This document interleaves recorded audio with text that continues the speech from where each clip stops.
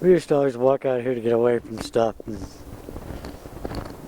just kind of just kick it, get away from everybody. So. What was your relationship like with Perry Fitzgerald? Really wasn't a good one. He's like a con artist, kind of like he always tried to bribe people into doing stuff.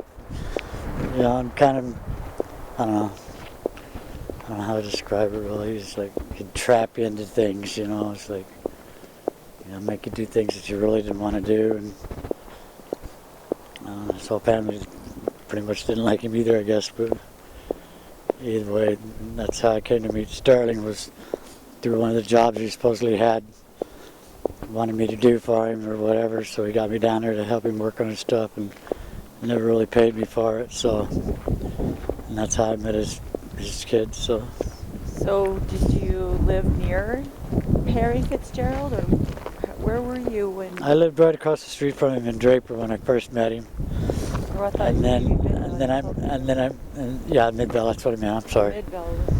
And he took you with him? And then, like I said, then I met his family, and we got along really well. And then I moved in with them to kind of help his wife, or ex-wife, kind of protect him from her kids and stuff. So and Sterling kind of needed it like a bigger brother type thing, and so that's how it came about.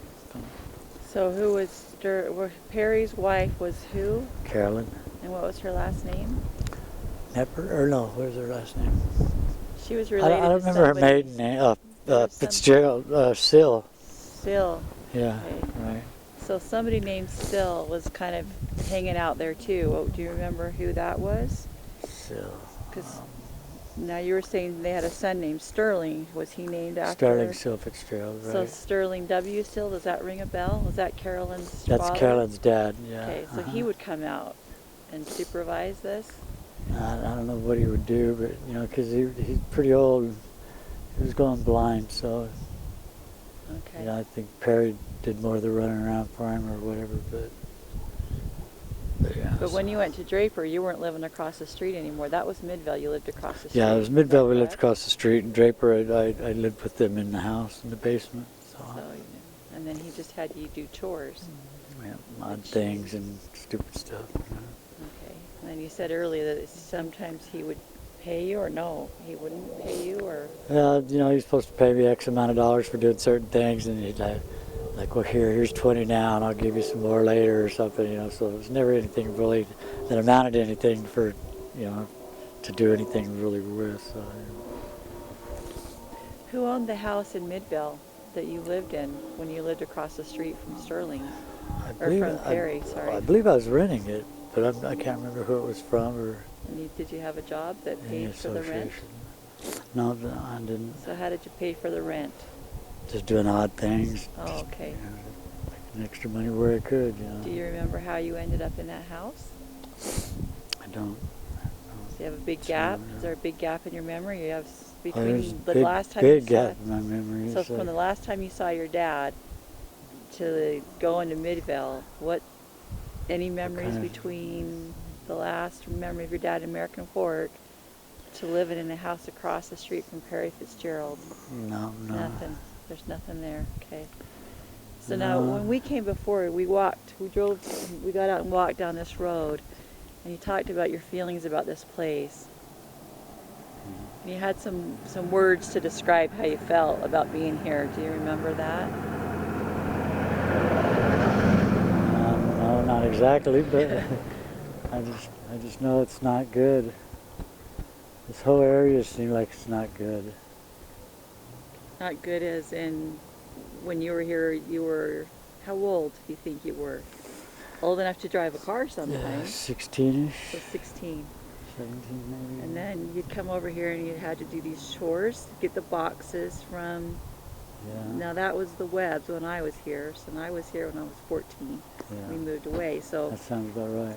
Calvin Webb lived in that house. This was his land. And, okay, so you said that you came down this road and you knew all the way to the end, or you know of these hills up here behind us? Yeah, we used to go up in the hills up there, and there's an old shack or run down barn or lean-to or whatever up there that we used to always go up and play in. And So you whatever. play in the shack with you and Sterling, huh? Yeah, we just get away and just, you know, sneak off, and that's basically the only place we need to go is up here or down the bottoms over there behind the other house. How big were the boxes that you guys picked up from Calvin Webb? About like an apple box, kind of. Were they heavy?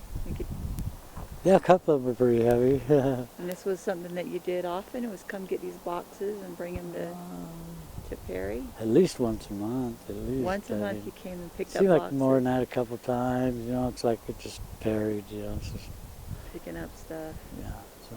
Just stuff. You never looked inside. Were they sealed up?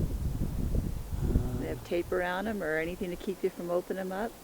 Yeah, they were taped. They were taped up. But, I mean, it would be nothing to open if a guy wanted to, I guess, but. You just never did. No. All right. Is there anything else you want to say about this area? No.